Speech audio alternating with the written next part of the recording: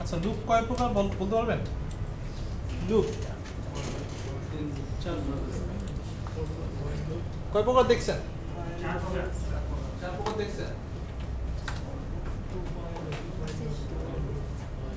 বলেন তো।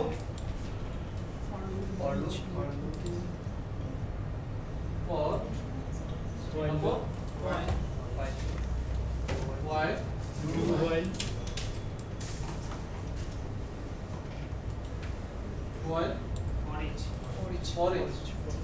ফরেস্ট কি সবাই দেখছেন? দেখছি স্যার, খেয়াল নেই। ফরেস্ট দেখেন না কারা কারা? একজন আর একটু ফরেস্ট দেখেন তাই তো? তো ফরেস্ট নিয়ে আলোচনা এখন করব না, ফরেস্ট নিয়ে আলোচনা করব যখন সময় আসবে তখন আলোচনা করব, ঠিক আছে? সো বেসিক্যালি যে কোনো প্রোগ্রামিং ল্যাঙ্গুয়েজে আমরা যেটা জানি উপরে যে তিনটা ফর লুপ, হোয়াইল লুপ এবং ডুয়াল লুপ থাকবে, তাই তো? আচ্ছা, সো আমরা আজকে ফর লুপ নিয়ে জাস্ট আলোচনা করব। ফর লুপের স্ট্রাকচার আমরা মোটামুটি সবাই জানি, তাই না? আমাকে একটু বলেন, আমি অংশটুকু কমেন্ট করে দিচ্ছি আবার। আচ্ছা, সো ফর লুপের ক্ষেত্রে শুরু করি ফর দিয়ে, তাই তো? এর কি কি পার্ট থাকে? ইনিশিয়ালাইজেশন থাকে, তিনটা পার্ট থাকে না? হ্যাঁ, কি কি? ইনিশিয়ালাইজেশন, তারপর হচ্ছে সাপোজ আমি বললাম int i equal to 0, আমি ইনিশিয়ালাইজ করলাম, তাই তো? তারপর কি দেওয়া লাগে? সেমিকোলন। আচ্ছা, তারপর পার্ট কি? Condition, conditional part. আমি বললাম ওকে i less than 10, তারপরের পার্ট কি? ইনক্রিমেন্ট অথবা ডিক্রিমেন্ট, ইনক্রিমেন্ট অথবা ডিক্রিমেন্ট, ঠিক আছে? সো এই ক্ষেত্রে আমি যেটা চাই 0 থেকে এখানে যে রেঞ্জটা আছে সেই রেঞ্জের মধ্যে আমি নাম্বার প্রিন্ট করতে চাই। i প্লাস প্লাস, কি করবো? প্লাস প্লাস দিব নাকি ম্যানেজ করবো? প্লাস প্লাস হবে ইনক্রিমেন্ট। আচ্ছা, কনসোল রাইট লাইন কি দেখাবো?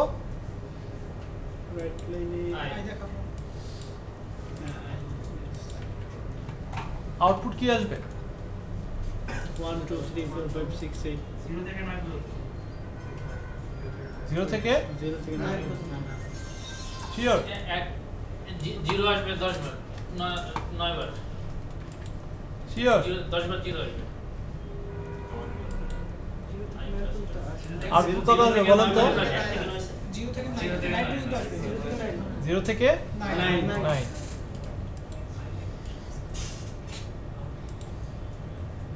ঠিক আছে, কারণ ইনক্রিমেন্ট হয়ে হয়ে আবার তো একটা একটু করে বাড়তে থাকবে। ফাইন। এখন যদি আমি চাই অনলি বিন নাম্বারগুলো প্রিন্ট করতে, এখানে তারপর এখানে কন্ডিশন হবে, কন্ডিশনটি কি হবে? if i I mod i modulo 2 equal 0, then এটা প্রিন্ট করবে, তাই তো?